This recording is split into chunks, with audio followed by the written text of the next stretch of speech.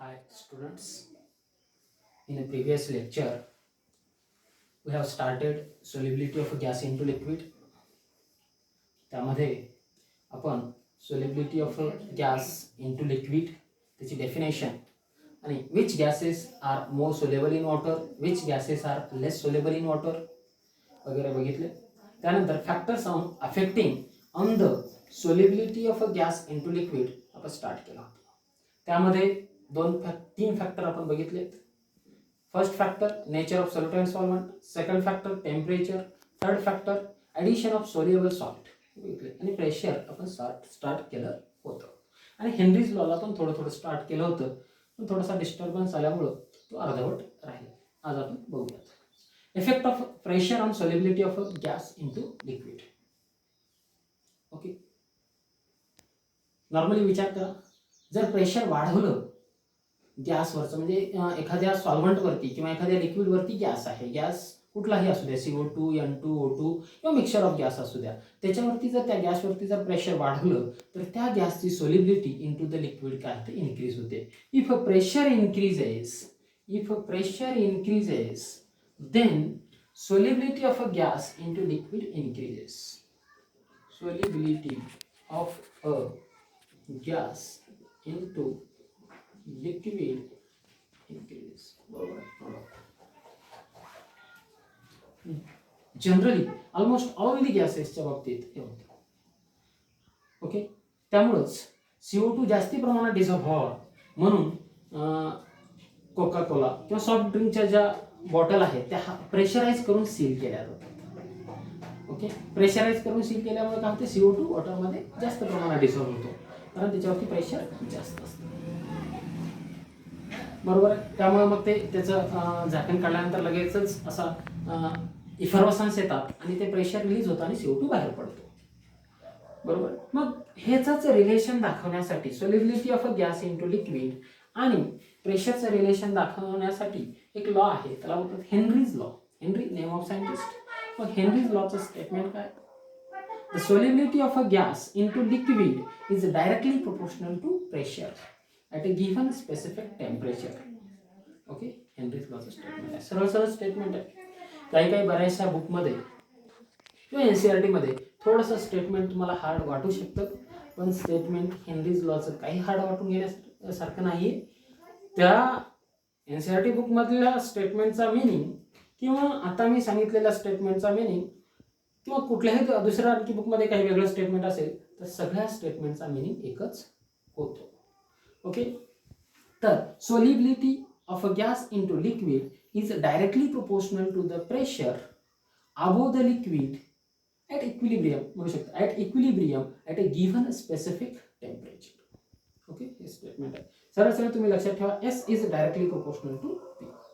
S काय, S म्हणजे solubility of a gas into liquid. P काय, प्रेशर. ओके, P काय, प्रेशर. जर मिक्सचर ऑफ गॅसेस असतील तर तिथं पार्शियल प्रेशर पण म्हणू शकता. आता बघा, प्रेशर आणि पार्शियल प्रेशर मध्ये काय फरक आहे, फक्त गॅस O2 आहे त्याचं प्रेशर म्हणू शकतो. Suppose there is the mixture of gases, suppose O2, N2 and CO2 is there. 3 gases आहेत त्या सॉल्व्हंटच्या वरती, त्या तिघाचं मिळून प्रेशर होतं आणि त्या मिक्सचर ऑफ गॅसेसमध्ये वन गॅसचं जर म्हणायचं असेल तर पार्शियल प्रेशर होतं. पार्शियल प्रेशरची डेफिनेशन काय, the pressure exerted by single gas from the mixture of gas is known as partial pressure. म्हणजे पार्शियल प्रेशर लक्षात आलं का, सपोज देयर इज 3 गॅसेस और mixture of gases is there, pressure exerted by all gases is the pressure. But what is mean by partial pressure, pressure exerted by single gas from the mixture of gas is called as partial pressure.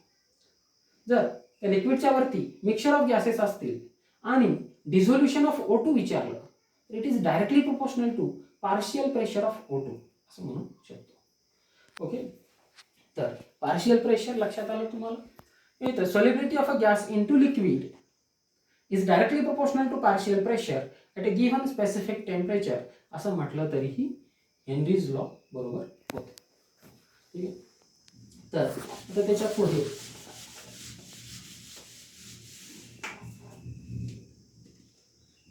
Proportionality sign काढल्यानंतर काय येतं, S is equal to K P. K काय, proportionality constant. K काय, proportionality constant. S solubility of a gas into liquid, P pressure. हा sign काढला तिथं के आलं. ठीक आहे, प्रोपोर्शनॅलिटी कॉन्स्टंट. ठीक आहे, हा आहे Henry's law. And value of K is different for different gases. बरं ठीक, हे नॉर्मल आणि एक सिंपल स्टेटमेंट झालं. तुमच्या स्टेट बोर्डाच्या बुकमध्ये आहे त्याप्रमाणे. NCERTच्या बुकमध्ये थोडंसं वेगळं स्टेटमेंट आहे. त्या पण स्टेटमेंट आपण घेऊन हे करूया, त्याचा पण मिनिंग सेम आहे. ओके, तर त्यामध्ये स्टेटमेंट काय बघा,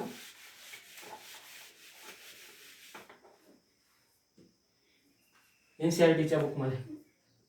तर the partial pressure of the gas in vapour phase is directly proportional to the mole fraction of a gas in solution. The partial pressure of the gas in vapor phase is directly proportional to the mole fraction of gas in solution. This is the statement of Henry's law. तर त्याचं तुम्हाला कसं केलंय, P is equal to KH into X. P काय, partial pressure in vapor phase. KH काय, Henry's constant.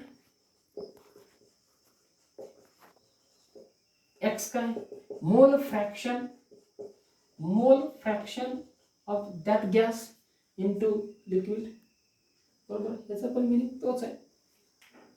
Partial pressure of a gas in vapor phase is directly proportional to mole fraction of gas in solution at constant temperature.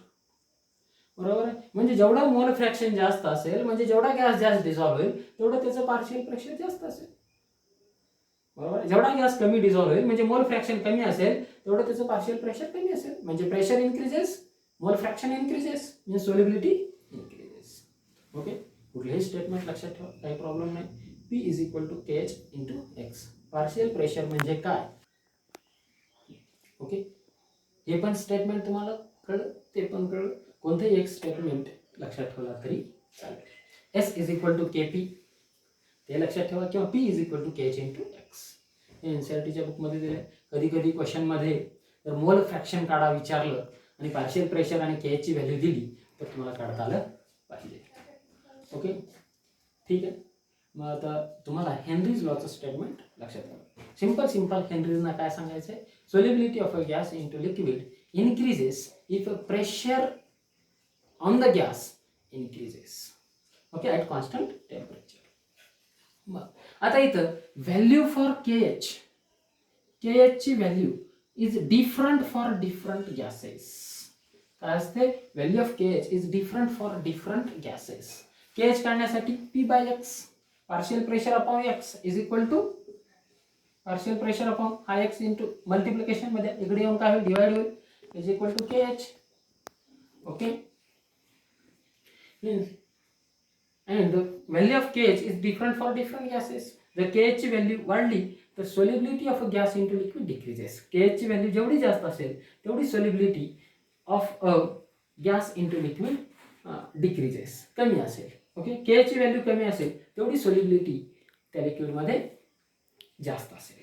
Okay, आणि value of KH is different for different gases. Okay, पुन्हा आपण आता याचे applications बघूयात. Applications of Henry's law.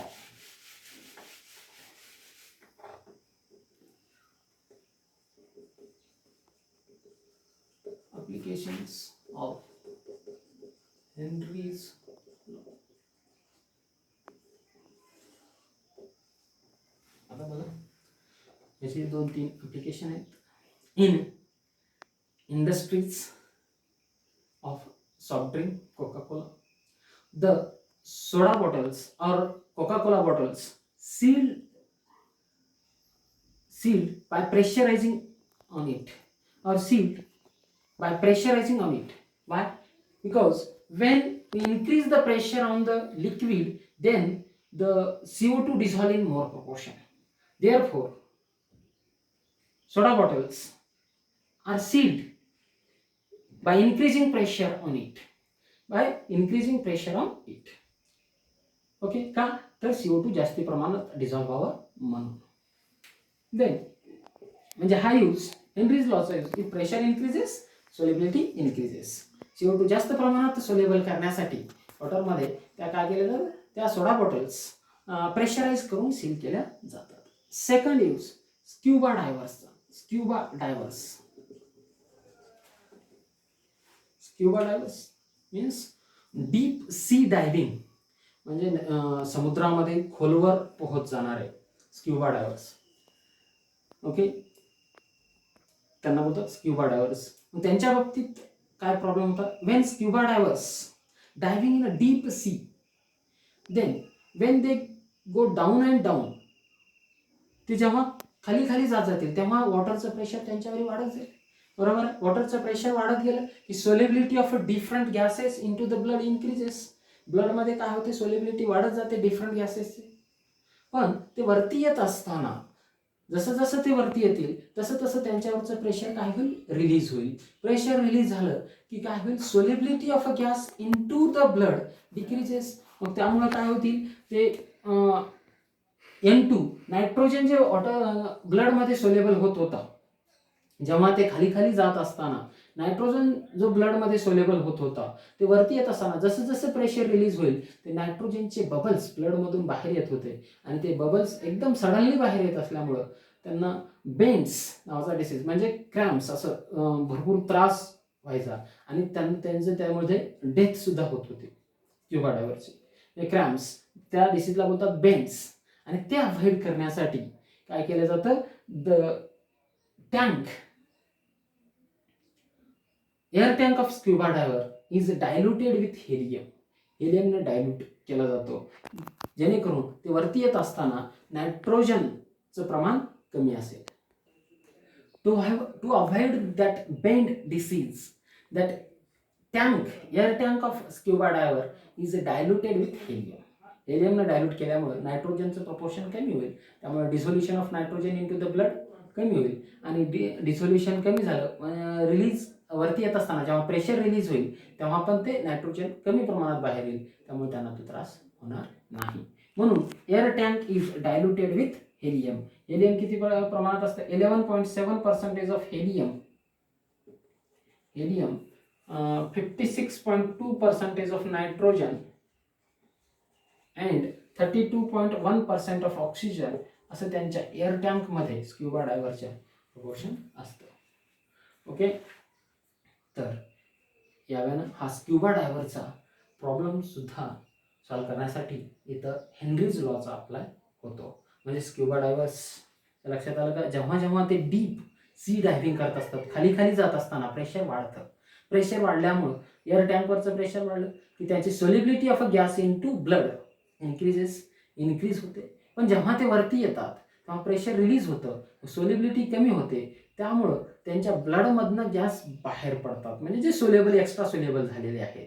Suppose nitrogen जर खाली खाली जात असताना प्रेशर वाढलं, सोलेबल झाला जास्ती प्रमाणात, आणि वरी येत असताना प्रेशर रिलीज झाल्यामुळे त्याची सोलेबिलिटी कमी होते आणि सडनली तो गॅस ब्लडमधून बाहेर येतो आणि त्याचे बबल्स आल्यामुळं ते बेन्स, त्यांना क्रॅम्प्स असं खूप त्रास जाणवायला लागतो, क्रॅम्प्स होतात, त्या डिसीजला बोलतात बेन्स.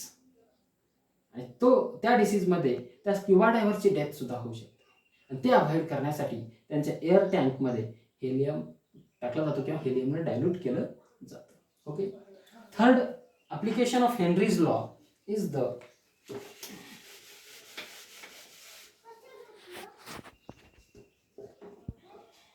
Third application. जेव्हा हाय अल्टिट्यूड म्हणजे उंचीवरती जेव्हा आपण जाऊ, जसं जसं उंच जाऊ तसं तसं प्रेशर काय होत जातं, कमी होत जातं. बरोबर, जसं जसं तुम्ही वरती जाल प्रेशर कमी होत जातं. मग प्रेशर कमी झाल्यानंतर oxygen, dissolution of oxygen in blood decreases. बरोबर आहे, प्रेशर कमी झालं. आता आपल्याला नॉर्मल प्रेशर किती असतं, म्हणजे सी लेवलला किंवा अर्थवरती ग्राउंडला प्रेशर किती असतं, 1 atmosphere. जसं जसं वरती जाऊ आपण हाय अल्टिट्यूड्स उंचीवरती, तसं तसं प्रेशर कमी होतं. प्रेशर कमी झालं, dissolution of oxygen in to the blood decreases. ऑक्सिजनमध्ये ब्लड डिझॉल्व्ह कमी होतो. डिक्रीज झाल्यामुळं तिथे काय होतं, हाय अल्टिट्यूडवरती सफोकेशन जाणवायला लागतं. त्याला बोलतात अनॉक्सिया किंवा गरगर येणे, चक्कर येणे हे जाणवायला लागतं, कारण ब्लडमध्ये ऑक्सिजन कमी होतं. Okay, these are the applications of Henry's law. Okay, हे 3 ॲप्लिकेशन्स तुमच्या लक्षात आले असतील. हेनरीज लॉ म्हणजे काय लक्षात आला असेल टोटल. ओके, तर त्यानंतर याच्यावरती एक न्यूमेरिकल आपण. ओके, न्यूमेरिकल बघा, वाचा अगोदर आणि सॉल्व करायचा प्रयत्न करा. What is the concentration of dissolved oxygen at 25 degree Celsius at 1 atmospheric pressure if partial pressure of oxygen is 0.22 atmosphere? The Henry's law constant for oxygen is 1.3 into 10 raised to minus 3 mole per decimeter cube per atmosphere. Okay, हे unit आहे KH मोल पर decimetre cube पर atmosphere. Okay, KH तुम्हाला दिलाय.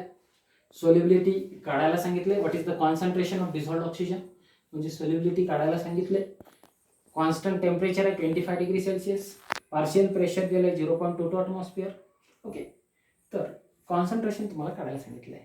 आता मोल fraction काढायला सांगितलं असतं तर तो फॉर्म्युला घेतला तर चालला असता कोणता, P = KH × X. आता सोल्युबिलिटी काढायला सांगितलंय, तुम्ही वापरू शकता S = KP. K Henrys constant तुम्हाला दिलेला आहे. P पार्शियल प्रेशर दिलेला आहे 0.22 ॲटमॉस्फिअर. बघा इथं पण ॲटमॉस्फिअर आहे, पर ॲटमॉस्फिअर, त्यामुळे काही प्रॉब्लेम नाही. काढायचं तुम्हाला S. इझी न्यूमेरिकल आहे, त्याच्यात काही तेवढं हे करण्यासारखं नाही. ओके, बघूयात आपण. प्रेशर लक्षात ठेवा तेवढं 0.22 ॲटमॉस्फिअर आणि KH ची व्हॅल्यू इथं समोर आहे.